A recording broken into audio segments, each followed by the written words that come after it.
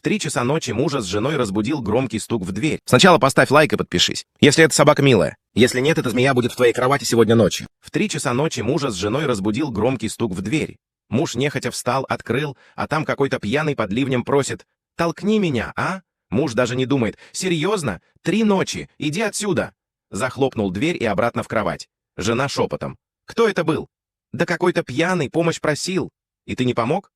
«Нет, конечно. Ночь, дождь, я спать хочу». Жена вздыхает: «Память у тебя короткая. Помнишь, как мы 3 месяца назад заглохли?